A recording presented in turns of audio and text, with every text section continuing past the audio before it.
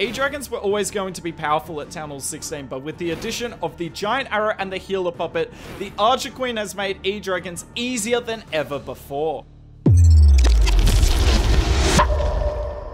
E-Dragons have a couple of major weaknesses. One is sweepers, and two is taking down the outlying defenses on the base. They're great at getting to the core of the base and clearing that out, but they're not really good at getting through the back end. And in today's video, I'm going to use the Archer Queen and her new hero equipment to remove these weaknesses. So I save a couple of balloons to tank the air defense.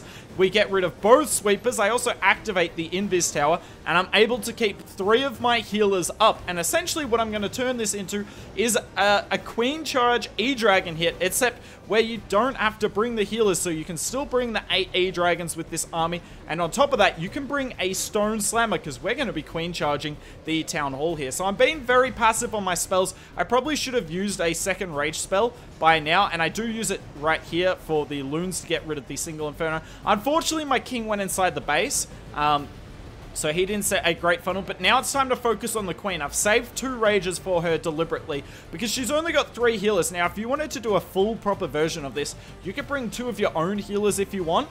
But I decided not to for this one. 3 healers is enough if you've got the rages for it. And I'm not even looking at my E-Drags at this point. We're queen charging the bottom side of the base. Let's have a look. The E-Drags haven't done well because they all went to the outside of the base. Oh well, we'll use our Royal Champion now, and then we use our last rage spell on the queen. And she's going to keep getting value. The unicorn's only just gone down now. RC's putting in great work on the top side, and this base has been wrecked. Look at that, 3 swag spells. I kind of like this, honestly. The queen is so good on the outside of the base. Yes, it's tough to charge into the core of the base if you've only got 3 healers, but if you're walking around the edge of the base, only bringing 1 super wall breaker, and the E-Drags are gutting out the core, then, I mean, 3 healers can definitely be enough. Save 1 or 2 rages for the queen charge, and E-Dragons are going to wreck Town Hall 16. Let's move on to a ring base here, but notice the complication. The sweepers are on an angle, but I did geometry at high school, and look at that. We take down both sweepers, even though they're on the diagonal. Now, gonna come in with the E-Drags on the left side here and queen charge the right side, because that side of the base is nice and open for us. And here we go. I'm using the blimp, obviously, because I can't queen charge this town hall. We need to use the blimp to take it down. And this time I'm using my king and queen on the same side of the base, because I don't think I need my king on the top side. Rage for the blimp gets the town hall down, and look at how many E-Dragons are still alive. I keep using my freezers here.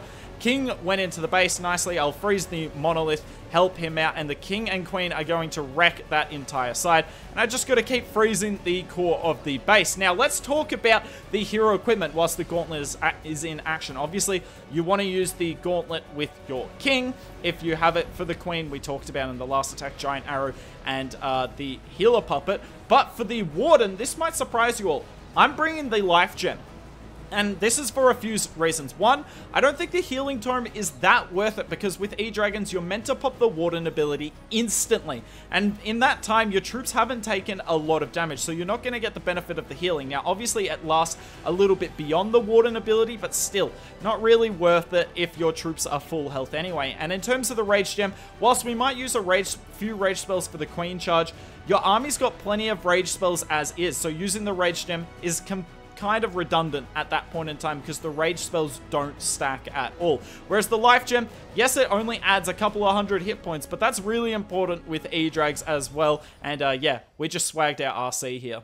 Another double poison ring tower base here. Now, this was difficult, because the sweeper's yet again on the diagonal, and it took me a couple of goes to get that, because some of the time, it's not going to be possible if you don't have a building in the right spot. And I have a feeling base building might eventually catch up to it, which is why I don't recommend this necessarily for Legends League. You can try it and it'll definitely work, but I'm not necessarily going to recommend it. However, for War, I would definitely recommend this. You can plan out the hit, see where the chains are, well, where your Giant Arrow's going to go. Yet again, I use the Blimp. The Blimp is just the best for E-Drags on ring bases, because the Blimp here takes down the tunnel, but it also activated both poison towers. E-Dragon's doing a great job. Look at this chain on the top side. Oh, that is why E-Dragons are so good on ring bases. Have a look at these E-Dragons on the bottom as well. Gonna get some really nice chains throughout the base. One thing I didn't talk about with why the Rage Gem is bad with Edragons is because the Rage Gem affects the Warden as well. And the Warden is, aside from the Eternal Tome, is the biggest enemy of Edragons. Because if the Warden starts taking down buildings before the E-Dragons get off a shot, then the E-Dragons don't get a chance to chain through the base. They shoot really slowly, keep that in mind. So when you have the Rage Gem on the E-Drags, the Warden takes down the buildings some of the time before the E-Dragons get a shot off. By the way, I do bring the Phoenix with the Warden for the similar reason in you don't want the Owl taking down buildings either. Whereas the Phoenix doesn't take down buildings until the Warden is dead anyway. So that's why I'm using the Frosty on the King rather than the Phoenix. I can't recommend that enough. And look at this. Another ring base here. Double poison, which isn't great for the army. And we're trying to swag the RC again. I don't know if I'm going to be able to do it though. That ricochet cannon's looking kind of mean. Thankfully it goes after the headhunter. Oh, this is going to be too close. Can the Queen do it? The maxed out Queen loses the Unicorn, but she's just going to take it down. Thankfully, that is not a max level wall. Otherwise, we could be sitting here for a while. But yet again, 2 ring bases. Both of them taken down with swagging the RC. Says enough, don't you think? All right, let's move on to the next attack.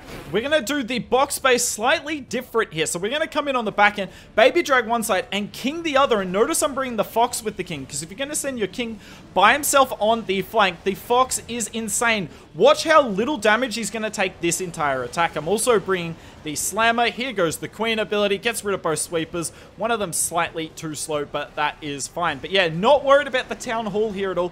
Gonna use the slammer and believe that my queen charge will take the town hall down on the back end. The E-Dragons have eradicated this core so quickly. I couldn't believe it, honestly. It was so fast for it to all go down. I'm keeping an eye on my queen here. We use the freeze, gonna deal with the defensive queen. And look at my king. He's still got nearly all of his HP. Now, it's worth noting, you could definitely bring the Vamp Stash ability with the King in terms of the hero equipment if you are going to put the Fox on him. But I didn't use it in this video given that most of us have spent our ores, in terms of the King, upgrading the Gauntlet rather than the Vamp Stash. So I assume a lot of us still have the Vamp Stash at level 1. Using the Diggy with the RC, yes, it is a little bit of a downgrade, but the Diggy is still really strong with the RC, and it allows the King to be insane. Because look at this, the King still has most of his health. I have not used the King ability yet, and we're about to take the town hall down. And the Fox still has all its health as well. I mean, it's ridiculous. He is the perfect funnel troop, and that's something I love about this army. You can change up the pets dependent on the base. Let's finish off with a diamond base. This base is going to get completely wrecked. Now, interestingly enough, despite what I said in the last replay, I'm using the Frosty on the King here, and I am sending him without the Queen. As you can see, we use the Queen to get rid of both sweepers there.